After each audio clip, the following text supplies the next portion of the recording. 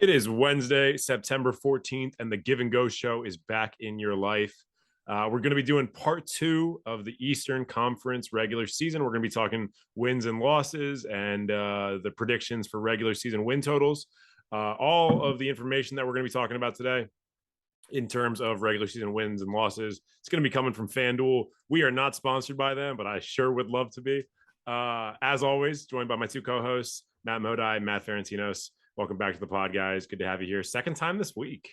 Yeah, it's good. Yeah. Good to see Can't you get guys. enough of each other. Yeah, I beg to differ. I don't know if we're going to release this week. It might be released early next week. But yeah, this is a lot of time we're spending on a Zoom together. Always glad to see you both. Last episode, we did the first 8 teams of the Eastern Conference. We went through it alphabetically. So if we didn't talk about a team that you're into, they don't have a name that falls in the first 8 alphabetically. It's not a favoritism thing. This week, we're going to be talking about the other 8 teams. We're going to be wrapping up the Eastern Conference. If you have not already checked out our Western Conference preview, we did that the same way. We did it as a 2-part preview. Those are on our YouTube page. Make sure you go check those out now. And once we get through this one, we're going to be getting back into, preseason talk, big acquisitions, random buzz around the league, things along those lines, starting next week as we roll into the season. But if you do have any, particular topics you want us to cover or anything you want us to go through on an episode of the Give and Go Show, hit us up on Twitter at Give Go Show. Hit us up on Instagram at Give Go Show. Probably don't hit us up on TikTok because I feel like that's a weird way to communicate things to us. But follow us on TikTok at the Give and Go Show. Appreciate anybody that follows. Appreciate anybody that subscribes on YouTube. And if you have not done so already, make sure you click the like button on this video. Make sure you comment below, if you're liking the show, if you're not liking the show, if there's something you want us to talk about. Literally comment our names. Like, all engagement is good engagement is what I hear. So with that being said, I think Ferentinos or one of you before we got on the show said that you wanted to continue our discussion from last episode on dog shit. So let's do that. So today was trash day. So I was just thinking I was walking my girlfriend to work. We were walking with the dog. I swear it's a girlfriend that you guys know, not some made up one from school. But sure. some names out for now. Canada. Who knows how famous I'll get? Probably not very. So we're walking, and I'm like, oh, just put the shit in the trash. It's getting picked up today. We actually just talked about this on Monday, and she was telling me, oh yeah, like we had this one person that would bring their dog shit inside and put it in like the trash can in like the lobby in the building. And I was like, that is foul. Yeah, dog shit should never be in a building. It should, like, we were only talking for outdoor like receptacles of trash. I was like, who would think to bring it inside? Like, that is, it's monstrous. Yeah, that's terrible. We can all agree on that, at least. Yeah, absolutely. I do find it funny though that you went in one direction this morning where you were like, yeah, it's trash day, let's throw it away, like in one of the ones we're passing. Julie and I were walking last night or this morning, I can't remember, everything blurs together for me. And one of the dogs used the bathroom and then the other one did, and she was like, oh, like trash is coming in the next like 12 hours, just toss it in one of these. And I was like, no, it's still like daylight, like let's just bring it home. And so we literally carried it for an extra like 45 minutes because I was like, I don't want to go through this. I don't want to have some sort of interaction with somebody, even though the trash is being picked up. Like, it's just not worth it to me. The chance of a confrontation. If it's 2 a.m. and I'm doing a late night dog walk, of course I'm throwing it in one of the bins. But I didn't want to deal with it. I don't know. Yeah, I'm kind of embarrassed to admit that because I feel like I was very strongly on the side of it's okay when we recorded part 1, and now I'm a hypocrite. Well, it's the difference between having a screen in front of you and having a person. You know how you stand. It's true. Well, I feel like the conversation was like, we think it's okay, but it doesn't necessarily mean that we think other people should think it's okay. So you can use that as we could all be assholes, and it could actually be wrong. Yeah, exactly. That's fair. All right, good point. Anything else? We've only been a couple days since we recorded last. Any major moments in either of your lives? Watching anything good? Nothing exciting that people are going to care about, but I know from your list night that you're a big coffee drinker. So my question is, how many cups of, well, I need to know more about your coffee consumption because I'm a new coffee drinker. Sure. And I don't know what I'm doing. So like how many cups a day? Are we talking out of the Keurig? Are we talking like We hit up S-Bucks, get a cold brew. How late? S-Bucks. How late in the day are we drinking coffee? Like I need All all right. the answers. All right, all right. I'll start. You know, Ferentinos, I'm sure could talk about it from the perspective of a normal human being. I'll talk about it from the perspective And of an addict. it came up Um, because today's a tired day, so I have my second cup of It's a nice coffee. And I mug. don't. Yeah, thank you. There Rough you day. go. Yeah. So that's what reminded me to. I got a to bring it dog up. mug too. It's Julia sitting with her pup. Somebody, Aw. her mom maybe got that made for her years ago. It's a very cute cup. So they're here on the pod with us too. So here's how it goes. I've been drinking coffee. I'm gonna give you a little bit of background. Been drinking coffee on a regular basis since I was probably 7 or 8 years old. When I was like really little, yeah, clearly it does not stunt your growth. So whoever tells you it does, they're a fucking liar. I'm pretty sure it made me taller. Same. Or I'm wrong and it does stunt your growth. could have and been way been, taller. I could have been like a 7-footer. Yeah. Yeah. Neither here nor there. My grandmother would give it to my sister and I, just like occasionally we'd be like hanging out at her house. We spent a lot of time at my grandmother's house growing up, just because of my parents' work schedules. And I feel like my you'd want sister the opposite for kids normally. It's like, Yeah. to not give more them energy. coffee. Give them Yeah. melatonin. I don't know. Like I was always kind of like a not a low energy kid, but I don't know. Maybe my grandmother just wanted more time to play with us. I had a great grandmother. I'm not going to say a bad word about that. My sister and I would drink like a little bit of coffee. Like she'd give us like a little bit, and then it would progress to like a little bit more, like half a cup, and then it would progress to like a full cup where it was still like half milk or something like that. Then it turned into a full cup of coffee, 2 cups of coffee as I got older. By the time I was in high school, I was probably drinking, a cup of coffee before school. I'd take a like metal cup to school with me and drink that through my first and second period. And then when I get home from school, I'd drink another cup. Maybe if I was playing Jesus. video games at night, I'd drink a 4th cup. Again, these are the things that healthy people do as they're growing up. By the time I was in college, I was probably drinking about a pot a day. And during my absolute like worst point, and not worst point, but like busiest points in college, I was drinking about a pot and a half a day. So, like 10 to 12 cups. Jesus And a lot of that was Christ. like, I've never been a person that sleeps a lot. Really only in the recent years have I slept like 8 hours a night. For the majority of my life, I was like a 3 to 4 hour a night sleeper. And so I just had a lot of time that I spent awake, and coffee was like my comfort thing, much like cigarettes are for a lot of people. And so a lot of times I'm not even drinking it for the caffeine. I'm just drinking it because I enjoy the taste of it. And it's like a familiarity thing. Like it's just, I'm awake, so I might as well drink coffee. Right. Coffee's But I great. have recently, now that I'm 30 and as I was approaching 30, I've started feeling not as great, like late at night. I've started not enjoying the taste of it as much. My mouth kind of permanently tastes like coffee now, so that's not great for Julia.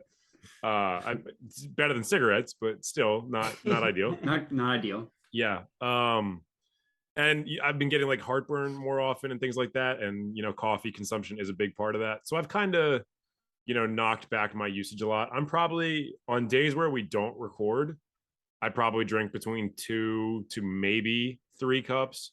On days that we do record, I'm probably closer to 3 or 4, just because during the course of one of these pods, I'll drink an entire cup and I won't even think about it. Like I'll get through the majority of one of these gigantic bottles of water and I'll drink an entire cup of coffee. On Monday's episode, I had like a Wizards John Wall souvenir cup that I drank the entirety of. That was all iced coffee. That was probably like 2.5 cups worth. I just don't think about it sometimes. So How do you not like piss your britches? Like I couldn't last 30 minutes drinking that much liquid. when we get off these episodes, I have like Austin- a it's like steady, the like, yeah, it's like Austin a 90-second Powers. streak. Yeah. Like I'll weigh myself before I pee and I'll weigh myself after, and there's like a 2-pound difference. It's like, all right, so it literally is like the Austin Powers scene. Yeah, it's Okay. bad. It gets unfrozen, yeah. Which Yeah, is exactly. funny with the amount of liquid that I consume, like how infrequently I pee. And then you've got Ferentinos on this pod with us, who may have the smallest bladder of anyone I've ever met in my life. And I don't think he's going to argue that with me. No, the power and- hour before the plane, I was like, this might be dangerous. Yeah. It's not We a long both plane we ride both for had me. had flights at the same time the other day, and we decided before we left for the airport to do a power hour together. And that was a None poor of us were choice. driving, so it was What are you fun. guys like 2022? I haven't done a power hour since college. Oh, we do power hours more frequently than anybody our age. Like power Really? houring is like what we do when we all get together as a group. When the gang It's- gets it's- together, yeah. it's like yeah, your power thing? hour. Yeah, and Okay. it's a thing that, to my recollection, we didn't do until our 20s. Like we might have done it a little bit in college, But like we really started doing these frequently around Not 23, like, yeah. 24 on like beach trips. We'd get to the beach at like 10 p.m. on like a Thursday night. We'd have work Friday morning, so it's not like Be like, yeah, we'll have like 1 or 2 beers, and then an entire 30 pack is gone. between yeah, the four of we would us. turn on a Pokemon Red speed run, which is like, about 2 hours of content. You could watch those for hours. We did watch those. There's no shame in that. Nido Absolutely no. King. Yeah. Nido King speedruns. Yeah, Way to go. and The goat. we get belligerently drunk. So that was, to make a short story long on my coffee consumption. I encourage it. I encourage addiction to things that are not, hard drugs. It's good to have a little bit of addiction in your life, particularly to something as joyous as coffee. But usually I'm just drinking, honestly, it's like pot coffee with like a tiny little bit of oat milk. I don't go to Starbucks. If I'm in Phoenix, I'll go to a place, Dutch Brothers, that they have, I think, around the Southwest. But that's basically drinking sugar. Like it's not coffee. Same thing with Starbucks. Let's just get an actual coffee. Yeah. Honestly, Starbucks, it's just not worth it to me. I'm not going to spend $7 for the amount of caffeine that I'll get in a cup of coffee. Like I just don't care that much. I'll drink it black. I'll drink Keurig if I have to. I'll drink instant coffee. My move in college was to always make sure that I had a thing, because I was broke all the time. I always had a thing of instant coffee in my house in case I couldn't afford to get real coffee. Which, now that I say that, I'd sound like a crack addict. Yeah. I sound like I have a legitimate problem. Always And have your fix. Coffee Yeah. wasn't that good. No, coffee's great. I'd say like definitely have one every morning to get me going. I need to have my coffee at least like before 9 on work days during the weekdays, and then one at noon if it's busier. If I'm like having lunch or going out to grab something, I'll get a cup of coffee. I typically don't make coffee a lot. I like to just get those like iced espresso, like ones like the La Colombe ones or whatever from Or like, 7-Eleven. yeah, I know what you're talking about. Yeah, that's my jam. Just go get one of those croissant from 7-Eleven down the street. Good to go. Nothing You know like a the guy who works 7-Eleven there? croissant when Yeah, you want that's to a tell hell of a people you're morning. classy. When made fresh. It's the They get the- definition they of get it eating good in the done. neighborhood. Yeah, I definitely got into coffee drinking late. Like it was never. What do you mean when you say late? Like this year? No, like 2020. Okay. Oh, so That's very still close pretty to this late. year. Yeah, that's like Yeah. 27, 28 years old. Yeah. It was never part of my like daily routine. If I like stayed up late the night before, I was like really struggling, I would have a cup. But I started dating my girlfriend like right before COVID, and she's like a U level coffee drinker, like obsessed with it. So we'd go to like coffee shops and stuff, and I ended up drinking it more. And then I like found like there'd be mornings where like I didn't have coffee, and I'm like, man, why do I have a headache? And like I didn't put the 2 and 2 together. So now I blame my girlfriend for getting me addicted to coffee. That's another big part of why I drink it all the time, because I can't, like, I already have migraines so often that I'll do anything I can to. That's not true. I don't even take like painkillers ever in my life. I'll coffee is a do good way one to- very specific thing to Yeah. avoid headaches. Yeah. I'll do the Just most drinking minor coffee. thing possible. Yeah. Have you ever considered switching to tea? I do drink tea. You like them both? I like tea at night. My You and partner upset. and I will drink tea together. I'll also drink tea like if I'm working late at night, just because I know how, like, I pay attention now to how acidic coffee is. Like I'll have a late night tea at 2 a.m. while I write or while I edit or whatever. Well, I love tea. James. Wow, James kicking your ass. Yeah. Moving on. Look, I'm glad you're on the journey with us for the caffeinated coffee drinker journey. But I Yeah. would say watch your Welcome. consumption. Yeah, right Is now it- I only really have like mostly one a day. Like the median is one a day, and then like days like today where I'm like tired or like I know I need to be on a little bit later, I'll have a second one, which is where I got this rough day one from. Sure. Yeah, that's the other good thing about being it's not like you can only do it for coffee, but like collecting mugs is like the cheapest, Oh, most fun thing to collect. mugs are Younger, great. like whenever I'll go on a trip, I'll get a shot glass. Now I infrequently take shots like I did when I was younger. Sure. So I get really like over rationally excited to get a new mug. It's like the most exciting thing in the world. Yeah, no, Julia is kind of like that as well. And I'm like, you realize we don't have any space in our cabinet for mugs. And she's like, no, we'll put them in storage for when we have a bigger house. And I'm like, no one thinks like this. Like some people were like, yeah, let me get furniture for the future. Or Well, like, hoarders think like that. Yeah, that's true. Yeah. That's true. If you guys could see my room right now. Luckily, or I our just guest room or our bathroom. I started from like 0 mugs, so I have a ways to go before I'm putting some in storage for a bigger future house. It's a great Sure. travel thing to get to. You Yeah. wanna go Yeah. somewhere and grab a mug. Yeah, it is. All right. Yeah, Enough get nonsense. Get enough Yeah. coffee talk in. All right. Well, Yeah. I'm always down for coffee talk. You want to tell me about your favorite coffees? Bring it every episode. I'm here for it. We got a lot of podcasts to start. Yeah. Yeah, we sure Yeah. do. Yeah. I'm gonna put a timestamp in here, and it's like if you want to skip our bullshit, here's where you got to get to. Let's I talk about it find though. when I No, listen go to ahead. podcasts, the Yeah. bullshit is what I enjoy the most. Yes. Honestly, like because at this point, and before we get into the NBA, like I don't go to an office anymore. So True. the bullshit is it's like the water cooler talk that you no longer have in like an in-person basis. So yeah, granted, you're not participating in it if you're just listening to it, but this is now the most water cooler talk I've had this week. Yeah, cool. So, All right. Now some hell for yeah. some NBA. Let's talk Let's about do some it. NBA. We're gonna start off with the Miami Heat. They are the first of our 8 teams that we're gonna talk about. Oh, Some dogs in the background. That's going to happen. Yeah. So we're talking about the Miami Heat. FanDuel has them at 49.5 wins. In 2021, they were 53-29. The year prior, you know, they went pretty deep in the postseason. That year, they went pretty deep in the postseason.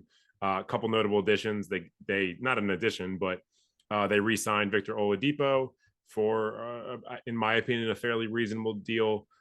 Same with Dwayne Dedmon. Outside of that, you know, the team is largely the same. It's older. You know, you've got some pieces from this past year, like Max Struss, who kind of showed out and showed that they might be rotation pieces. Ferentinos, let's start with you. Where do you think the Heat are going to end up this year? Over or under 49.5? I say over 49.5 just because they're so consistent since they've had Pat Riley and Eric Spoelstra there.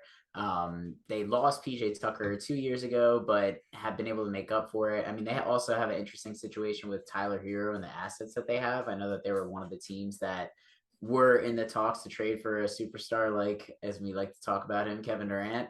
So it was a little overwhelming to not land a superstar, another superstar next to Jimmy Butler, but hopefully Kyle Lowry plays some more games. I mean, they still won 55 games last year with Jimmy Butler and Bam each missing 20 games each. Yep. So if they're healthier this year, I thought Eric Spoelstra is finally getting some of the credit that he should have deserved when he was first coaching those Miami teams. I feel like a lot of it kind of got chalked up to he was coaching, you know, LeBron and like the most badass evil team of all time with the LeBron, Bosh, and Wade Heat. But I mean, Eric Spoelstra is a great coach. I think they're going to do great. Definitely over on 49. I can see them closer to like 52, 53 wins. Sure. All Yeah, I mean, I don't have anything bad to say about like the Heat. I just think they're going to go under because they got the 1 seed last year and lost in the playoffs in Game 7 because like that team was just toast at the end of the year. Like Lowry was hurt, Jimmy Butler was dealing with an injury. They were like heavily relying on Victor Oladipo in the playoffs, who played well. Like it was cool to see after what he's been through, like injuries and stuff. Oladipo coming back and looking legitimately good in the playoffs. So I know that like their star players missed a bunch of games last year and they still went over. I think that's more of an anomaly than what you can count on year over year. Like Spo's a great coach, great organization in terms of player development. Heat culture, yeah. Yeah, Heat culture. Heat culture. No, I mean they have to stay in shape. Far up their own asses. Oh, they are, but I think it is legitimate compared to other programs. Lowry was the only one. I think to an extent it is. Yeah, I don't think Lowry they're the gets a only ones pass. doing it. I think they're the only ones that like beat They their market chests it. about it. Yeah, they market it. Yeah. It's like Heat culture TM. Like, yeah. Exactly. Admittedly, I don't have a ton of confidence. Like I wouldn't be surprised in the slightest if they won 50 games. Like a good team. I just think that they're going to be so set on the playoffs that they're not going to play their start. Like they're going to have their starters play a limited amount of games like they did last year.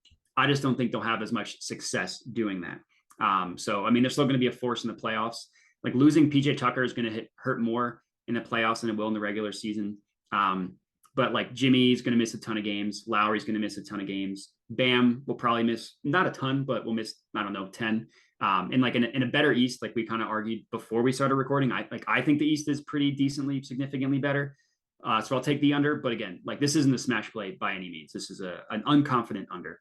Sure. Yeah. I'm on the same page as you, Modi. I'm taking the under as well. I'm not confident about it.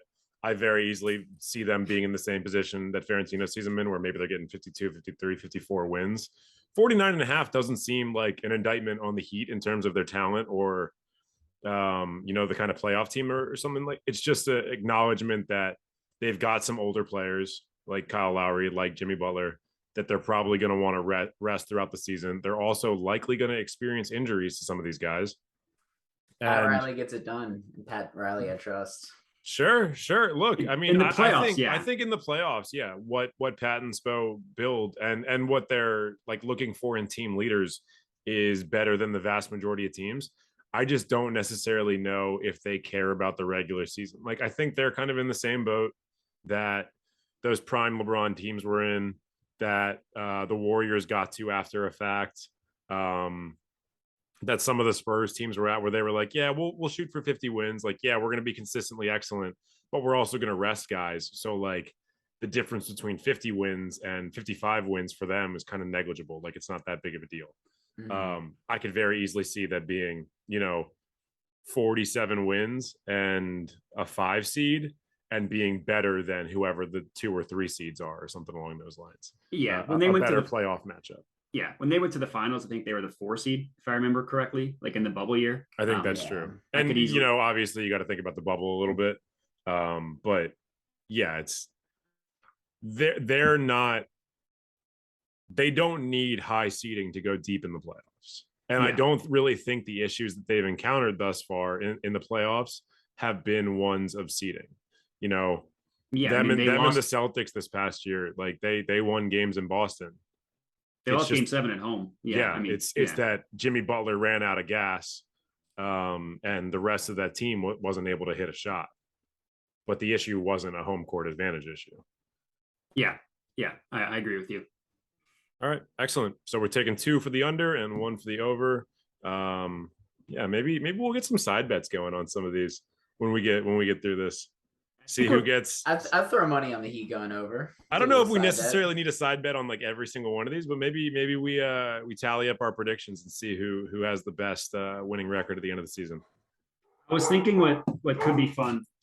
Sorry about the dogs. Okay. I loved seeing your dog just like jump up on the couch behind you and crawl on, like army crawl onto the pillow. He doesn't want to lay on the couch; wants to lay on the pillow above the couch. I love when dogs do that. But I think it would be cool. Like, I'll probably go back and listen to the 4 episodes and like all the teams that we all 3 agree on, like put those together and then track, like basically when we're all in agreement, how well do we do? Because it'd be if we don't do well, then I'll just forget I ever said that, and I'll just I'll delete all evidence that ever happened. But that would be I don't think we're gonna bat 1,000 on teams that we all agree on. I will say. No, I don't either. I don't think anyone ever does. I want to do above 500. That's all I care about. Can we hit above 50%? That's all that matters. Good gamblers are right 60% of the time.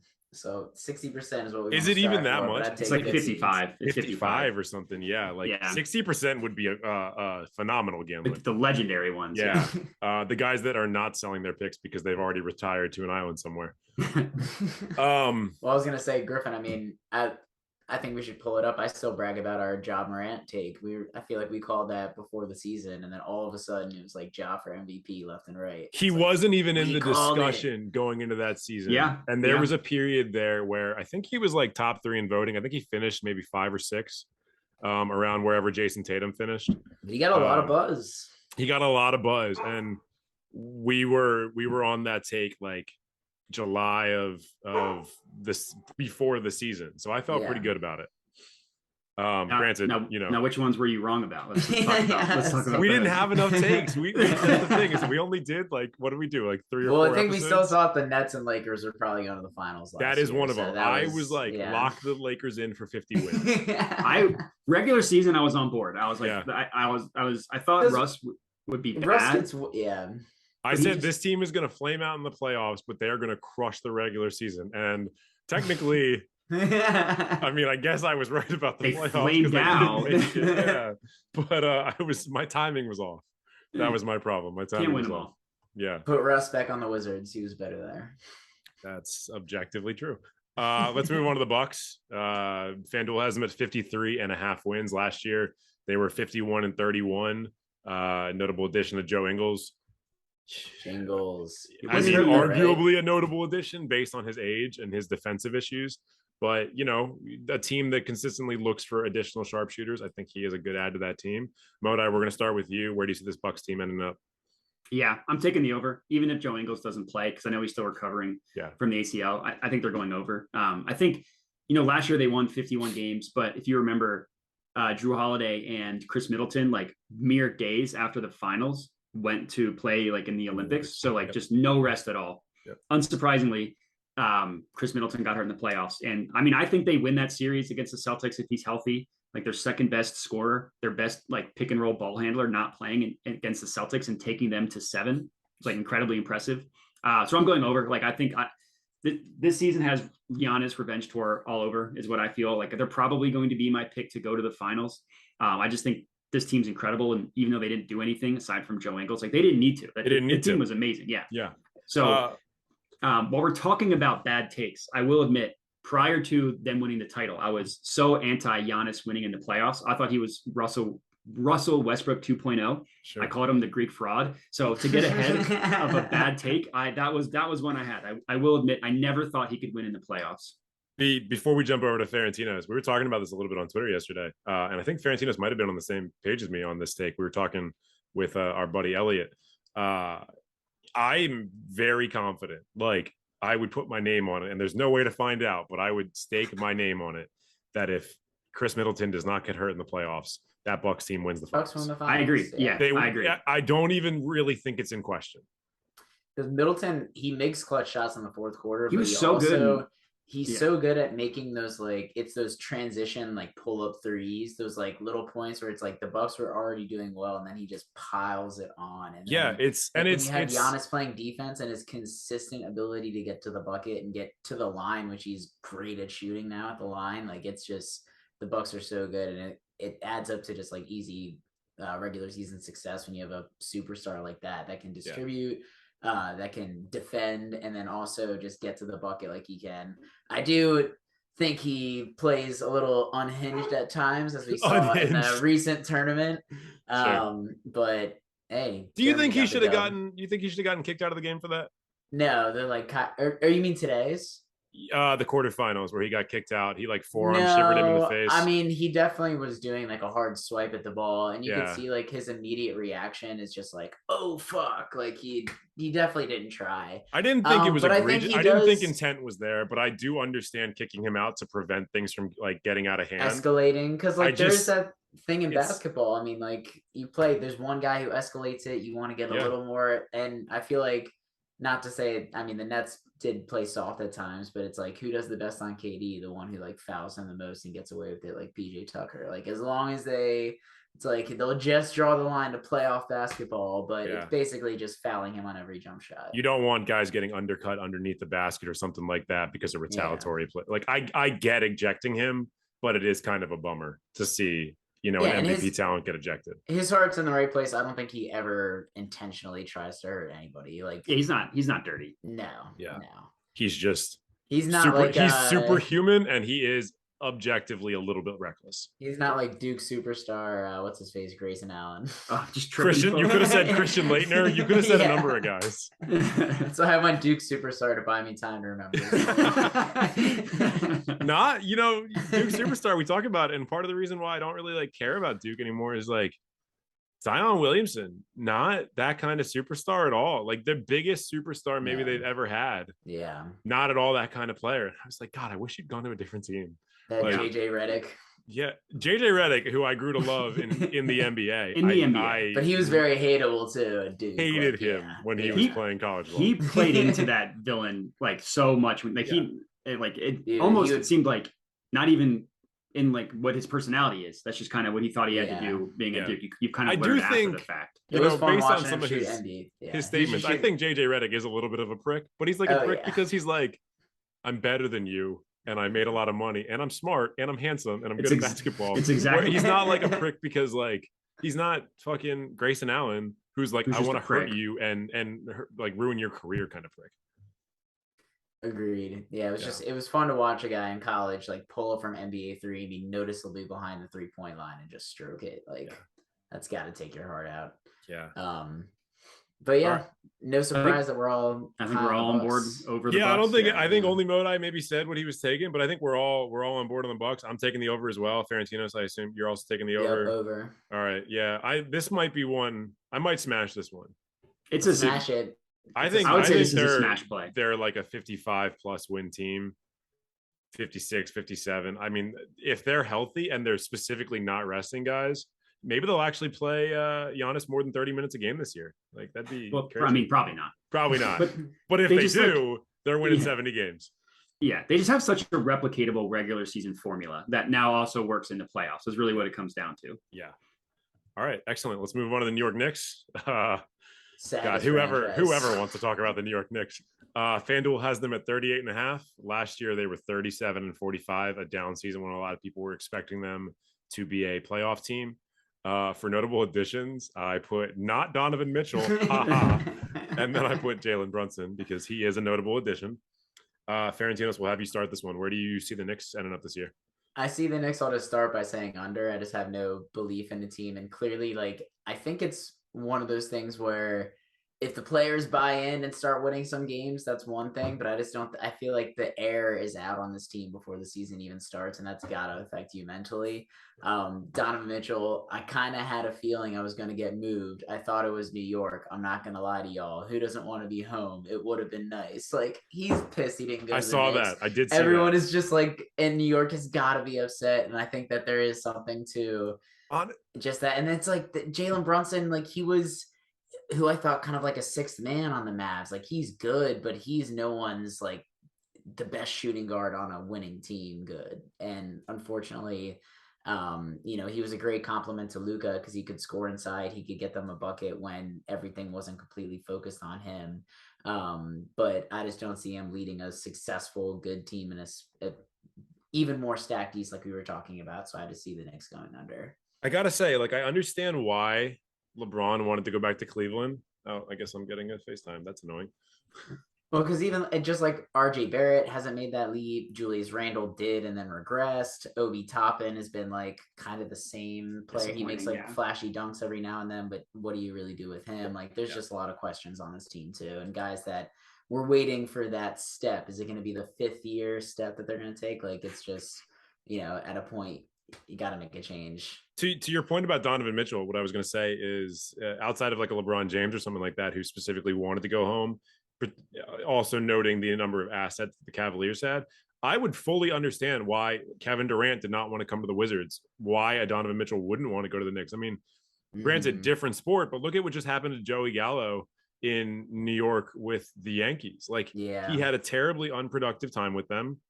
He was getting booed by a fan base that he's loved since he was a kid. Like it was his dream to go play for the Yankees and it didn't work out. And now it's like it was so much more mentally draining for him apparently than being bad anywhere else. And, he's not that much better now that he's back on the Dodgers or that he's back on the Dodgers. Like people are kind of making much ado about nothing about like the 2 weeks of improvement that he had, but no one's booing him. Like it's not his home fan base trying to like tear him apart or anything like that. If I'm Donovan Mitchell, like, yeah, it's good for sponsorships to go play in New York and it's good for like your star power. But if you're a star in the NBA, I really think it's overblown being a star in a big market. You're going to get sponsorship deals no matter where you are. I think the Cavs are going to be good. So it's going to be fun to play with young talent. And I feel like for certain guys, like that does help. You see them instantly get happier when they got something going and they can focus on basketball. I mean, and everyone owns houses in LA and in New York anyways. So like, it's not like you can't be like, oh, I can't do this commercial because how am I going to get to New York? You make $300 million in a 4-year period. You can book a flight. Like you're rent fine. Taylor Swift's private jet. Yeah. Like it's not a big deal.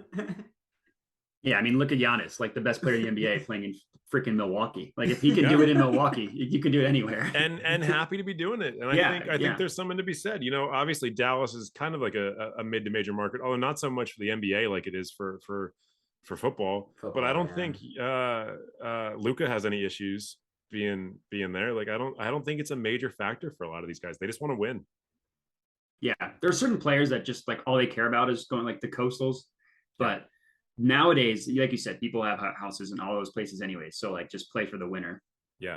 Would I rather live in Miami or LA than live in Milwaukee in terms of like weather, particularly when the season's going on. Sure.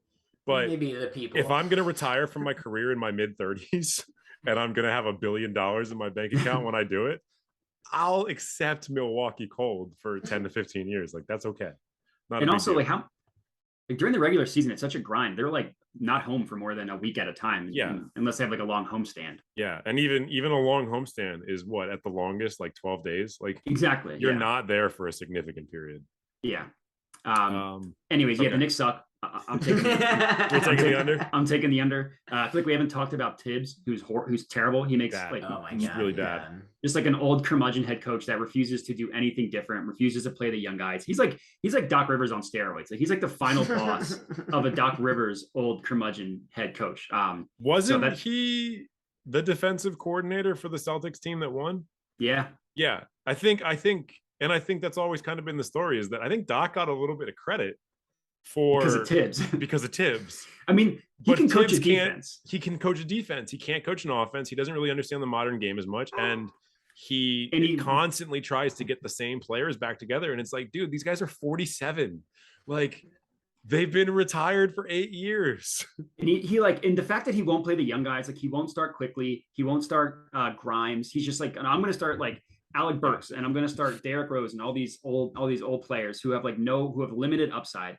I mean, that's like my least favorite thing about like the old heads is just like not giving the young guys a chance. It's like, it's so dumb. Like look at all the smart organizations, like the Heat culture, whatever, like the Raptors, all these good organizations they get young guys in rotation. Yeah, exactly. I had like 4 years of Scott Brooks, and obviously the first couple of years where John Wall and Bradley Beal were leading the team, it's like, yeah, it makes sense to lean on those guys. But once those guys weren't leading the team anymore, or they were hurt or whatever, it's like, let the rookies play. Like they have to get better somehow.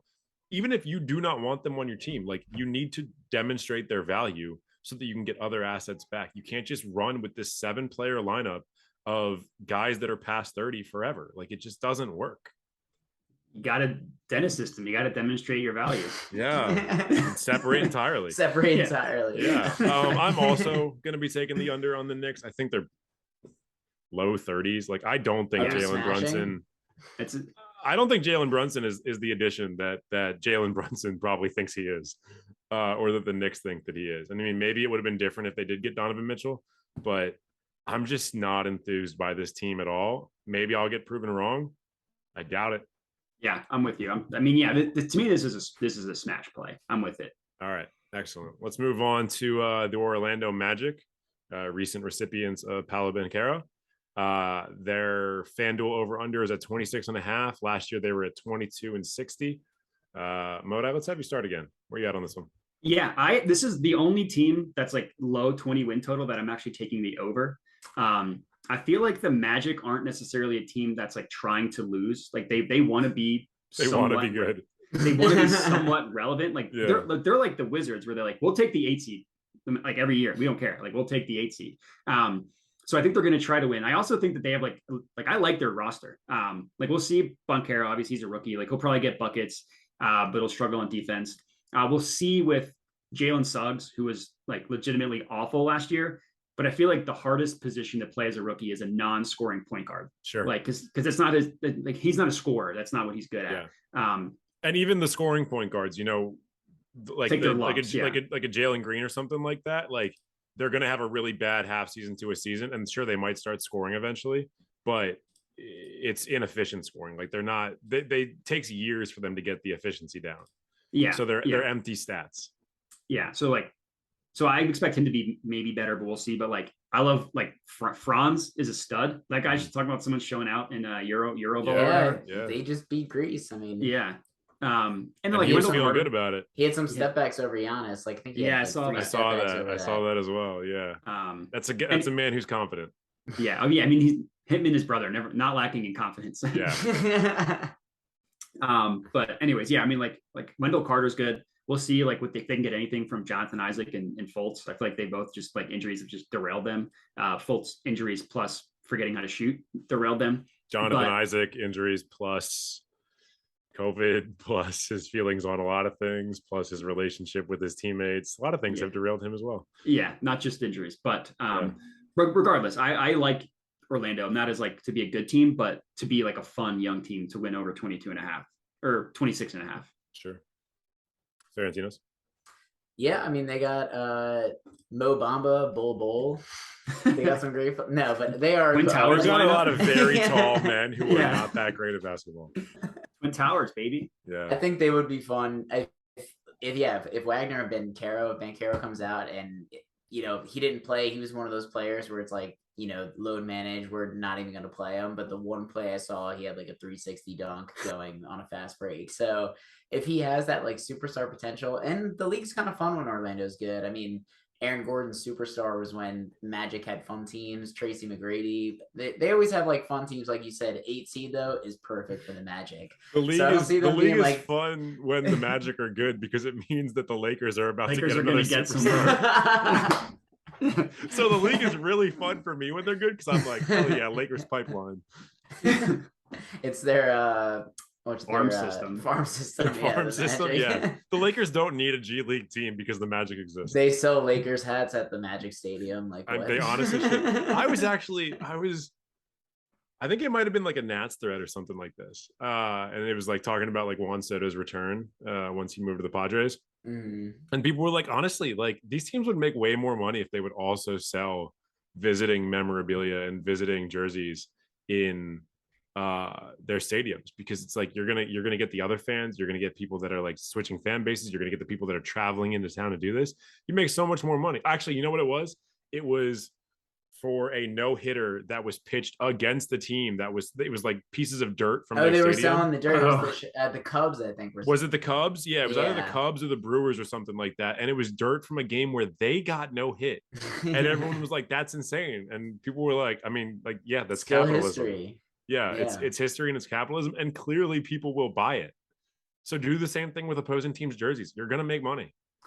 Also, Neither here nor there. I just wanted to say that. I'm bullish on the Magic because did you guys know, just on the top of your head, what the name of the Orlando Magic mascot is? No idea. It's like some weird dino thing. I actually looked this up today It's because kind of of it's something incredible.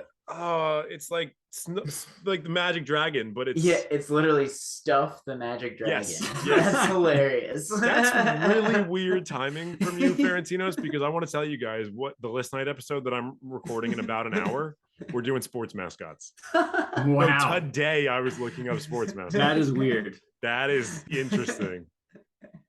They've been in the news a lot with their injuries. Ravens mascot got Yeah, injured. it's I think tough. Yeah. and if they were it's like kind of funny how like if you get injured on the field, it's like keep the mask on. You're getting medical attention. Didn't Benny the Bull tear his like ACL at one point or something? It was like yeah, it's like they're like something's working on happening. this Someone's in the guy. water and in he's Chicago. under the mask. Yeah. Like, I feel like I'd want a Somebody- bottle of water or something if I just tore my ACL, and they're like, no. Leave it on. Yeah. We can't ruin this for the kids. They've got to believe in Benny the Bull just like they believe in Santa Claus. I think I'm on the same page as both of you. I'm going to take the over for the Orlando Magic. I Oh, don't think they're yeah. going to be great, but I mean, like 26.5 is really pretty low for a disrespectful. team that is not intentionally tanking. I think they'll probably surprise some people. I think Banchero is probably going to take a little bit of time, even though they said that he was the most NBA ready of the guys coming in. It's the NBA. It's not college ball. It's going to be difficult, but they're probably going to win 30, 31 games. They're going to be like acceptably bad. And maybe they'll contend in a few years and then Banchero will go to the Lakers. That'd be nice. I wouldn't be mad about it. 7 years. Yeah. Yeah. Let's move on to the next one. One of our hosts' favorite teams or least favorite, depending on Yeah. I was going to say. kind of where we are in the year and what they recently did to break his heart. We're moving on to the Philadelphia 76ers. FanDuel has them at 50.5, which is right in line with how they did last year. Last year, they were 51-31. A couple notable additions: PJ Tucker, Daniel House, Montrezl Harrell, who was formerly a Wizard, formerly a Laker. So he's been on both my teams. I've got some thoughts on him. Ferentinos, we're going to start with you because I want to make Modi wait on this one.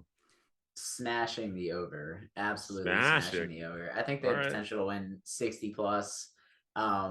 I mean, there is the injury risk with their team, but literally Joel Embiid is playing prime. He's playing in his prime years. He's playing in his best years. He can completely dominate a game and take over by himself. His offensive arsenal is insane.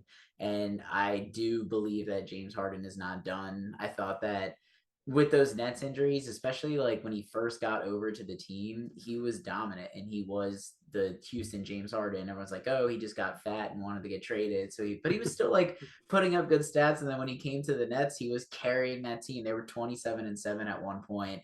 And just when his hamstring got kind of dinged around that time, there was so much pressure for him to come back and play. He actually had an off season and more to kind of get healthy. So I think he's going to come back. And even if he's not the MVP version of himself in 2017, he's still an all NBA player, you know, if he's healthy. And to have that, like a James Harden, Joel Embiid pick and roll, that's insane. And adding PJ Tucker, literally, I mean, he's been to the Bucks and Heat now in the past 3 seasons. PJ Tucker, the LeBron stopper. Yeah, and he say what you want about his defense. Everywhere and every team that they leave say that it's going to be tough to replace his defensive intensity and what he brings on that end of the floor. And the Sixers already were a good defensive team. I just see them having a really good year. Definitely being one of the top teams in the East. I think them and Boston are going to be the 1 and 2 seeds. Sure, but yeah, I mean, I hate this team, but they're going to win. They're going to win a lot of regular season games. Like James Harden and Doc Rivers will flame out in the playoffs because they're losers, but they will win regular season games. So I can predict the future. What's going to happen is at about January, I'm going to say, they could do it. And then in May, I will be saying, oh, they're going to win. They'll win the first round of the playoffs, probably in a 5-game series. I'm going to go into round 2 confident. Joel Embiid's going to break his face for like the 3rd time in his career. And then they'll lose in this. Whoa. Sorry, I knocked my headphones out. That's how excited I got. So what's the opposite of excited? We're going to say excited because I can't think of a word right now about the Sixers. But yeah, I mean, in all seriousness, like I think this team's going to win a ton of games. Like their only really loss last year was Danny Green, who was like really showing his age that last year. He's very valuable. He won them some like a playoff game last year when he hit like 7 threes. But in the regular season, he really showed his age. Yeah. So like getting PJ Tucker, who we talked about, getting Daniel House, getting Anthony Melton, I think is like legitimately good additions. So in the regular season, like I think they're going to be a top 3 seed. Like the Sixers have never won fewer than 50 games, taking out the COVID year when Joel Embiid has played. Like they're just going to rack up regular season wins. So I agree. I mean, not to sound like a homer, but smashing the over. I'm going to do the same. I'm also going to smash the over, and I hate saying that because I hate Philadelphia teams. I hate them so much. Maybe my hot take. And I think I said this about the Clippers. I think the Clippers are up there as a potential like title team. I'm hovering between the Sixers and the Bucks as the finals contender for the East this year. I do think they're going to make noise in the playoffs. I do think they're going to go deep this year. I think you're going to see James Harden unleashed, not in his MVP form, but I think he's by far the best passer that Joel Embiid has ever worked with. You know, obviously Ben Simmons pretty good at distributing the ball, but works in very different ways than James Harden does and doesn't have the kind of gravity that James Harden does. I have very high expectations for this Sixers team. And, you know, it could be Ben Simmons doesn't have gravity where the defender doesn't have to go past he has like anti-gravity. He has anti-gravity. He sucks guys in towards him. guys leave him alone and when he drives, they're just like, yeah, what are you going to do, Ben? What are you going to do, Ben? And then he passes out of it, even though he's, you know, getting defended by Trae Young. Unimportant if we talk about this. Whatever. I like it. I think the Sixers are going to be really good. I think, you know, the wheels could come off game 1 of the season. You could have a Gordon Hayward style injury for Joel Embiid or James Harden or somebody else. I'm not putting that out into the universe. I'm just saying it could happen. It could happen to any team. Dallas Cowboys. John Wall, Kobe Bryant, like guys that I effing love. It has happened to them, so it could happen to anybody. I don't think that's going to happen. One of you said I think they're going to win 60 games. I also think they're going to probably near 60 games. They're going to be incredible. Fucking chalk them up as a finals. I'm just going to say it. Chalk them up as a finals contender. I'm putting that in right now. I still think it. Sorry, no, go ahead. No, I was gonna say it was just bullshitting. Everyone's doing like their classic jerseys. I would love to see those like early 2001 AI black ones? Sixers AI jerseys with this team. If you do that though, you also got to bring back the baggy shorts. They got to wear shorts that go down to their ankles. You can't just do the jersey, otherwise it's an incomplete fit. The only thing I was going to say was I still think in a series against the Celtics or Bucks are probably going to lose. That's the only thing. Like they're going to be most likely matched up against one of those teams. Fully healthy, I don't know. And because, I mean, just James Harden as a passer, getting all the other role players involved is such a huge thing to have with Embiid. I don't know. That would be close because there's always an injury involved. I feel like. Yeah, that's. I mean, it's hard to talk about it in September when like you don't even know like trade deadline moves, like all that stuff. Yeah. But anyways, well, guess we're smashing the Sixers over. Yes, we are. You sound so not happy about that. Yeah, I mean, it's just been so disappointing. I mean, come on, it is what it is. They've just been disappointing my entire adulthood. I feel like the Kawhi shot is a perfect just summary of all of the feelings. Oh my god, that seems like the funny. just So the Kawhi shot and waiting to tell a 30-second story. So the Kawhi shot happened the same night of the Game of Thrones episode before we realized how bad that last season was going to be. Oh no! It was the Battle of Winterfell. So I was like, all right, the game went into overtime. So I was like, all right, I'm just going to watch it after. I'm telling you, the ball didn't even hit the bottom of the net, and I had already changed the screen to Game of Thrones. It was like bounce, bounce, bounce, bounce, bounce. Like, okay, Game of Thrones, yeah. Like I was like, I'm just gonna pretend the last 5 seconds. If you don't see it, it hasn't happened. Yeah, exactly. Yeah, it's kind of like how we feel about poverty in this country. Yeah, I mean, it was literally like mere seconds had passed. Switch. Yeah, okay, Game of Thrones. All right, let's dive one of my in. best friends is just let me get immersed in something else. Yeah. Is similar to that, where like he's way worse than that because at least you're waiting till like a final shot. He'll get into like the third quarter of a Vikings game and he'll be like, oh, they're down by 7, they're not going to win this game, let me turn it off. Like they could be up and he'll be like, I'm not going to watch it anymore. Like everything bad happens to me, there's no way they're going to win this game. Same thing with like the Twins could be up against like the Yankees in the playoffs, which obviously we know what happens when the Twins play the Yankees in the playoffs. Bad things. And he'll be like, yeah, I'm going to watch like the first 2 innings and then I'm done because like there's just no joy in life for me. I mean, as a Minnesota fan, I can understand that. Sure. At least I like the Eagles Super Bowl. It was like, well, maybe something crazy could happen. Yeah. So I at least have that hope, which honestly is worse. I mean, it's the hope that kills you. It's the hope that kills you. Yeah. AJ Brown looks good though. Yeah. That's for our other NFL podcast. For our NFL podcast. Yeah. Soon to be launched once people start paying us to do this. All right. Sixers. Clearly, we're all super high on the Sixers. Kind of Modi is super high on the regular season Sixers, which is what we're talking about. Playoff Sixers, he could not be lower on. Let's move on to the Raptors. FanDuel has them at 45.5. Last year, surprisingly, they were 48-34. We caught a lot of flack for this one. I say we. I keep getting flack for this one, even though it was Ferentinos that made this prediction last year. He had them as like the second worst team in the East. Worst team, yeah. The worst team in the East. Then they ended up going 48-34. I keep catching bullets for this. Catching strays. I did the Western Conference last season that we did this. I had nothing to say about the Raptors. I didn't know shit about them. I wasn't a Scotty Barnes truther, I guess that's what it was. Let's see if you redeem yourself or if you're still out on them. Do you have them over 45.5 or under? I do. I have them at like 47 wins. And I just think, I mean, they have some depth issues at guard. You're not really sure who's going to be the point guard behind. I mean, they have Van Fleet and Gary Trent Jr., but like they're not really too deep at those positions. Like if they have Scotty Barnes play the more like Luka type, LeBron type, just Jason Tatum type role at some point in the season to start to take over, you could have that. But I mean, just named 3 future Hall of Famers, so we'll see if Scotty Barnes is on that trajectory. He's obviously got to get up there, but a lot of people see those flashes, and that's why, to pivot again, whenever there's discussions of the Raptors possibly landing a superstar, where I feel like the Raptors and Heat are kind of both in that similar.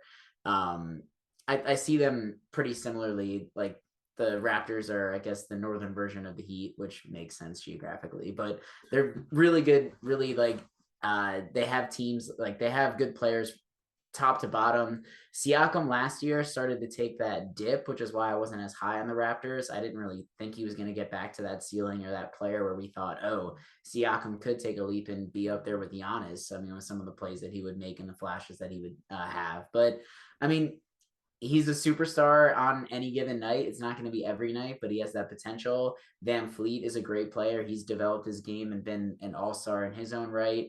And with OG Envy and Scotty Barnes, I mean, they're still going to be a good team. I think 47 wins is definitely achievable for that. I'm not as confident to smash it because injuries and things happen, but sure. I think 47 wins is definitely reachable for this team. I do think that we were simultaneously like overestimating Siakam and underselling Giannis when people started making that comp, and they were like, yeah, all Siakam has to do is do like X, Y, and Z, and he'll be Giannis. Yeah. It's like that's not how this works. I love when if everyone could be honest, they would be honest. Yeah.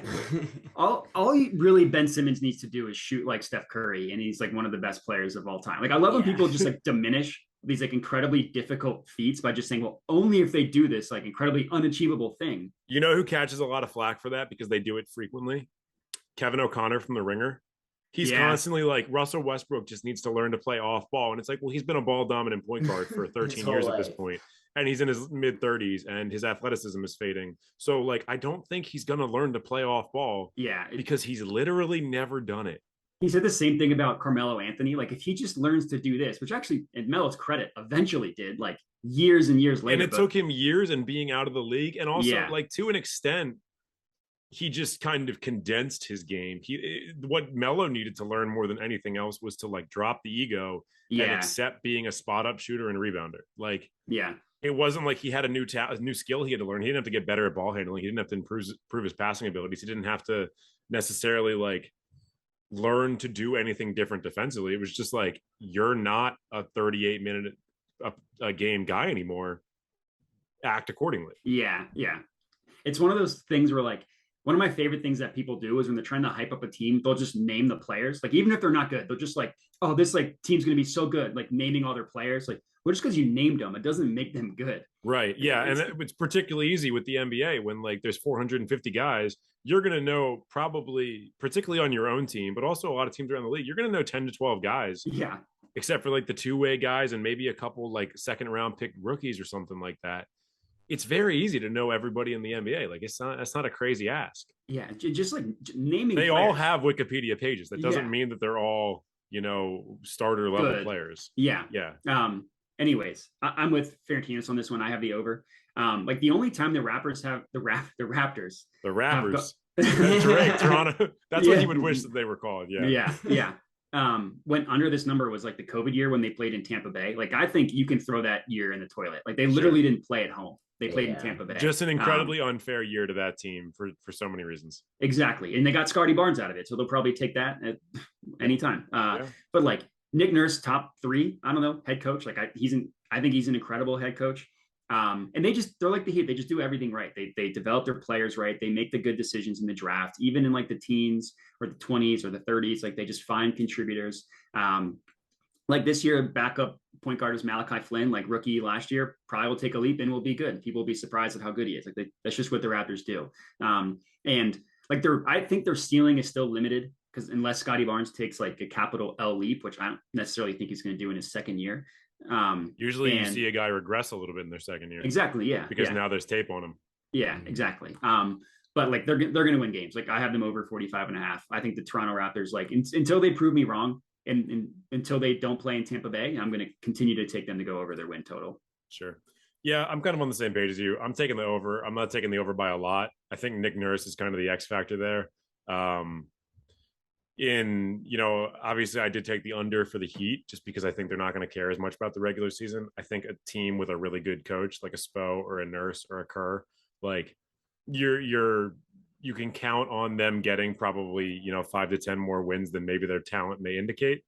I don't think the Raptors in their current iteration are really genuine contenders. I think that they're still maybe a couple years away.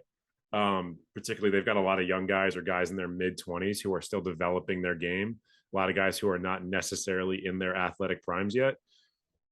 Ask me again in a year or two, and I think maybe we're looking at a 55, 56 win team or something like that. But right now, we're looking maybe high 40s. So I'm taking a very slight over, but I could also see them being, a game or two under, depending on how injuries go. I haven't really looked at their schedule too much to see how many back-to-backs they have. I know the Raptors often have one of the worst travel schedules in the league, so that could be a factor as well. I know the league is kind of working as a whole to remove as many back-to-backs or 3 games in 4 nights as possible.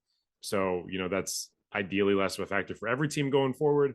But the Raptors are going to be good. They're not going to be great. They'll be a playoff team, assuming no one dies on the court. Knock on wood. I don't know why I said that. Yeah, just deal with that, Toronto. Something might happen. I'm getting out ahead of that one, much like my John Morant take about how he's going to be an MVP consideration. Maybe something crazy is going to happen at a Raptors game this year. Who knows? Who knows? Those Canadians. Yeah. Hopefully, no more police brutality towards members of their front office. Yeah, let's set the bar low. Yeah, that's really all I ask. Yeah.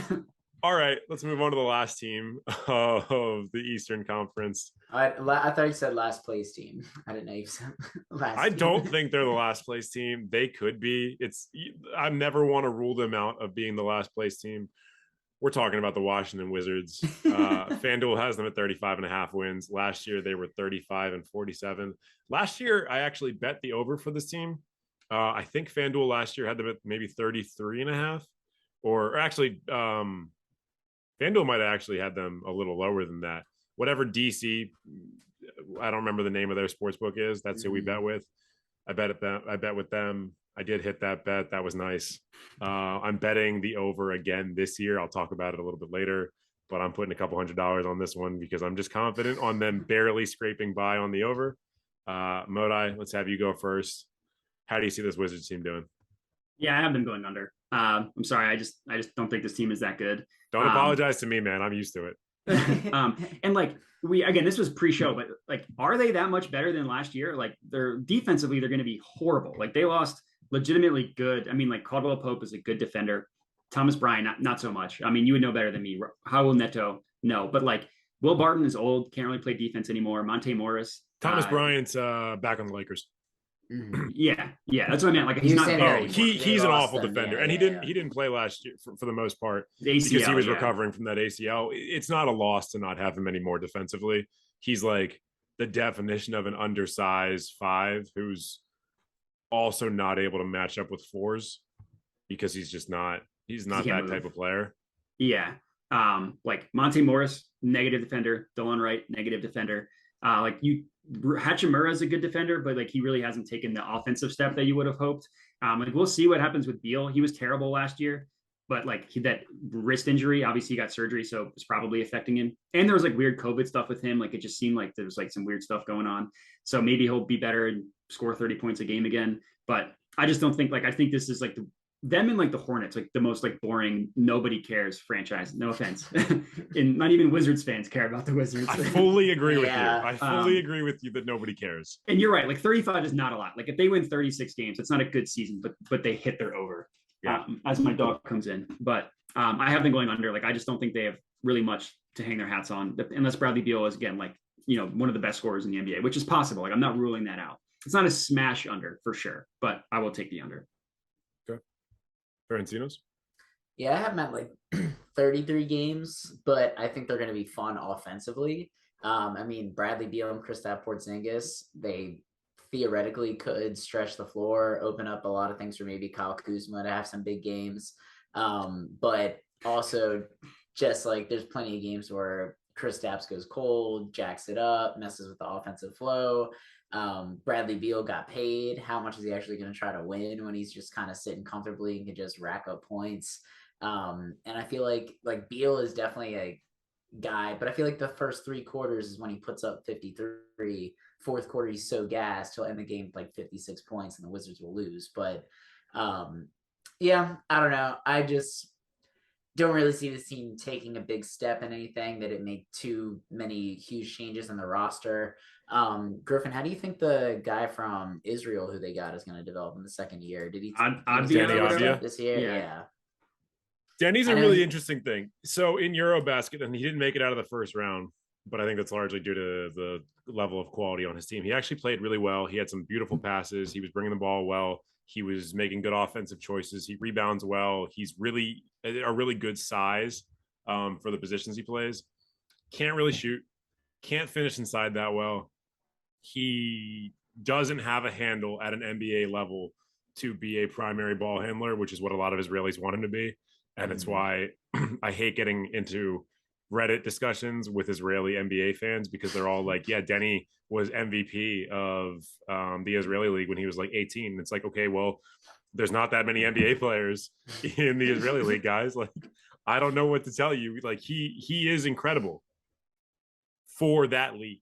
He is not incredible for the NBA, and he might get there. The athleticism is there. The defensive instincts are absolutely there. He's very good defensively, but there's a lot of guys on the Wizards that can like kind of handle the ball. We don't need another one that can kind of handle the ball. I hope he takes a leap. I hope he gets a little bit more offensive responsibility, even if he blows it. But he needs to learn how to make a layup before we talk about anything else, because he cannot finish inside. He can only go one way. He is not ambidextrous. Like, he can't go both directions. He doesn't have a great layup package. He can't shoot. I'm naming a lot of the things that are the most important things for basketball players, and he can't do them yet. Other than that, yeah, other than that, Mrs. Lincoln, how was the how was the play? Yeah, I think he'll develop. I think the same thing for Rui. He had a very weird year last year, not playing a lot of the season for personal Injuries, reasons. I feel like have kind of. I know he was like a Kawhi comp and saw flashes of it in his rookie year, but then in physical dimensions and like the hope that he'll improve. But we also don't have the training staff that the Spurs have. And Rui had a lot of stuff last year with personal reasons for missing part of the season, and we don't really know what the reason was for that. I don't think we're ever going to find out. I'm higher on them than you guys are. I am taking the over. Obviously, I said at the start of this part that I'm betting it, so clearly I'm putting money on the line on this one. I think Kuzma was one of the more undervalued, underrated players in the NBA going into last season because of his role on the Lakers. And I think for the first half of this season, he really showed that he's a genuine NBA starter who can kind of work as a Swiss Army knife and is one of the better rebounders in the league, particularly one of the best offensive rebounders. Yeah, I don't know. He had 8.5 rebounds. That's pretty crazy. Yeah, and his role has kind of changed throughout the season on every team he's been on. The Wizards were kind of the first time that he had a consistent role outside of his rookie year when he was just asked to be a scorer for the Lakers before they had expectations. I'm not that high on Porzingis. I think Porzingis' best days were a couple surgeries ago. But I think there's talent on the roster. I don't think they're going to be all that great defensively, but the Wizards never really are. They're one of those teams. It's like first team to 135 wins. If Bradley Beal shoots better than 30% from behind the arc this year, which was his career low last year, you're going to have some problems. Like he's going to get in a lot of teams' faces. He's going to remind them what a good scorer he is. I'm not saying they're going to be a playoff team. I think they're probably going to be a play-in team, and they're probably going to lose in the play-in. Or in the first round if they make it out of the play-in. But this to me is the definition of a 500 team. Like they're gonna win games against good opponents, and they're gonna lose games against bad opponents, because that's the Wizards system, and they do it every year. And basically every year they're somewhere between like 360 win percentage and like 520, and they never really get over that. I think they're gonna be closer to 500. I can't wait to be wrong and have them not get a good pick yet again, because since the John Wall, Bradley Beal era, they haven't gotten a good pick. They do have some fun games against really good teams, though. I feel like they do. Wizards, when they You get can on prime think of a lot of Wizards games where they were, some of the, or a lot of seasons where they're like one of the most fun games of the season during the John Wall, Bradley Beal years. Yeah. That was the best game. The turnaround three. Yeah. The 2016, 2017 season. The best game of the year, without a doubt. If you watch that game start to finish, I was in some of the best seats in the house for that game. I sat in my seat until they kicked me out of the arena afterwards because I was destitute. I was broken, but it was an incredible game full of back and forth moments. They're going to have fun games, and they're also going to have games that even as a non-fan are going to make you want to tear your hair out, because you're going to be like, how do they blow this many back-to-back defensive assignments? I'm taking the over. I'm talking myself out of the over, but I'm taking it regardless. They're one of those teams where, like, if they hit their ceiling offensively, they could beat anybody. But with how bad they are defensively, they could lose to anybody. That's like the spectrum of that is going to be very high. And they're going to be really inconsistent. You're not going to ever look at a Wizards schedule and be like, oh man, they just reeled off 11 straight wins. It's never going to happen. It's never going to happen. Probably the biggest win streak that I can remember in my life was like 5 games. That doesn't like they don't have win streaks. It's always, win 2, drop 1, win 1, drop 3, and then you just go back and forth and you pinball, and then you look at the end of the season and they're 35-47 for the 13th year in a row. Like, God, I'm tiring myself out because of how frustrating this is. Moda, I know you hate the Sixers for what they do to you, but at least they go deep in the playoffs, and at least like they have 50+ win seasons, and you guys have superstars.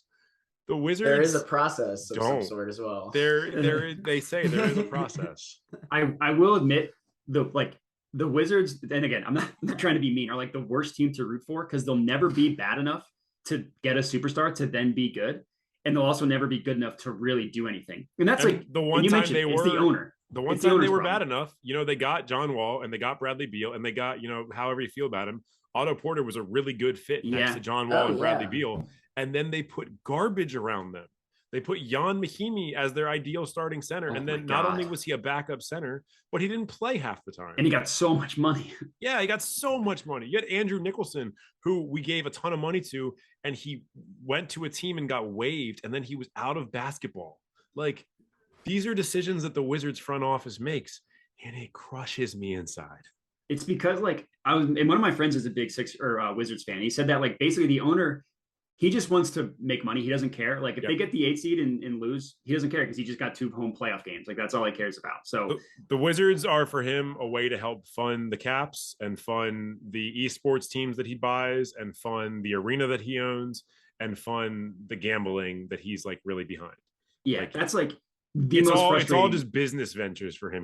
He's not Mark Cuban. He does not care if this team wins basketball games. Oh, I hate it. I mean, the Sixers ownership are a bunch of buffoons too. Like, it's so frustrating having bad ownership because it just means that, like, yeah, you might get lucky, but overall, you're never going to be one of those teams that But Sixers ownership has to contend with Philly faithful, who, if they don't do well, they're going to, hang them, or they're going to behead them in the streets. Wizards faithful they live in California. There are dozens of them. Yeah, that's why they need the tunnel from the Holiday Inn, because all the Philly fans. Because of all because they're bashing people. They're bashing nerds.